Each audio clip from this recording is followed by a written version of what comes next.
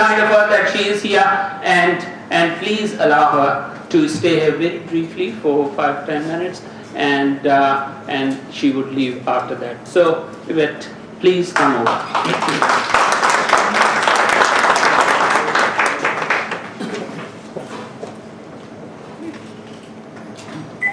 Thanks, Mohammed. And it was actually a very polite request, despite what Mohammed says.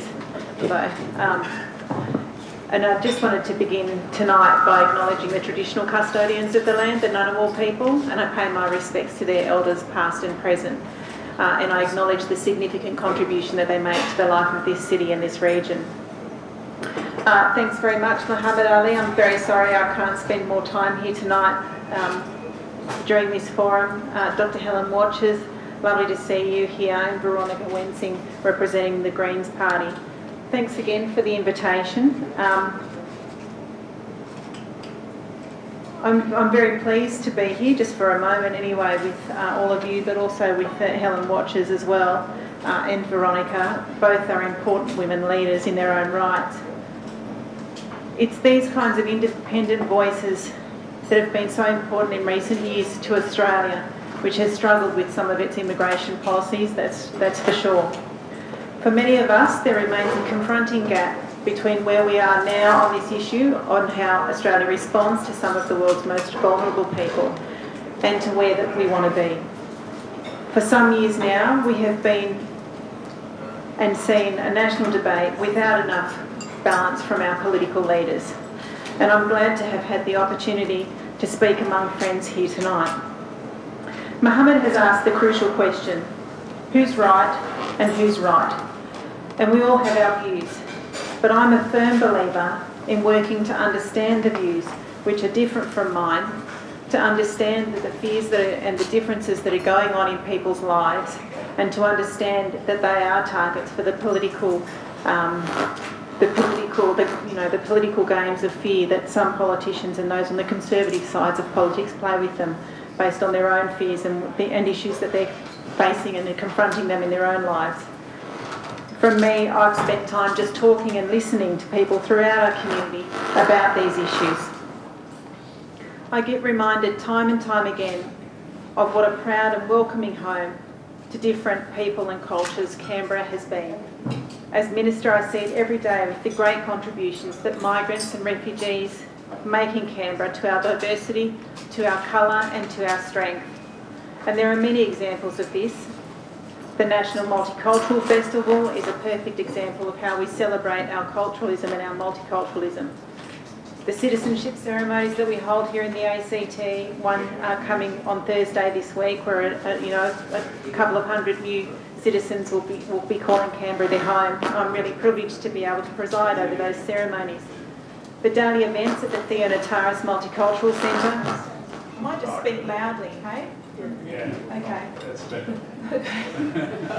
The interfaith dinners, which I've been able to attend some of the interfaith functions, as well as all of the community events and fundraising that goes on in our multicultural communities all across the ACT. There are also many great multicultural organisations and community groups who bring people together and build inclusion around Canberra. As a community, we value these things, and we have the ability to share these with more people, especially those who are seeking safety from conflicts all around the world. And that's why I was very pleased to declare the ACT a refugee welcome zone.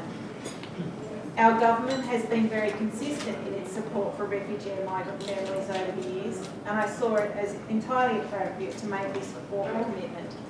And we continue to express it time and time again, offering to settle Iraqi and Syrian refugees coming to Australia, additional to in an additional intake, offering refuge to children being held on Nauru, and I'm currently finalising a request to the federal government, together with a number of local organisations, to have the ACT recognised as a safe haven enterprise visa zone, which would provide a pathway for asylum seekers to become permanent residents here in the ACT.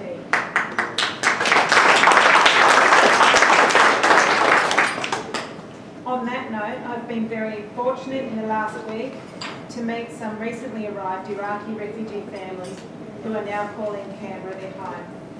I was able to sit and talk with parents. I was getting emotional here.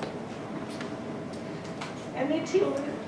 And it was great to be able to welcome them who've been through such an ordeal to the safety of our home, Canberra, to be able to call Canberra their home as well. So convincing other leaders of the importance of Australia offering this safety to large numbers of people, it can be a challenge. As we work with national policies, which can be trying, I've always do my very best to be the voice of compassion, reason and common sense. Achieving national change on these issues will take some time and it will take determination. But here in the ACT, we again have the chance to lead. Despite our small size, we can set an example for others to follow, and we continue to do that every day. So I very much welcome this ongoing discussion about multiculturalism, migration and inclusion in this double election year. We all have a role to play in creating a strong and inclusive community. Thank you for showing your support for this community by coming out tonight. And I wanted to acknowledge Hassan, yes, for all his help in interpreting the conversations that I was having with some of those wonderful families last week. It was my privilege to meet them as they arrived here in the ACT, and I look forward to hopefully inviting them to be part of our Canberra community in a bigger way, and I know that you'll be a great assistance to that. So thanks very much for your support, Neil. Thank you.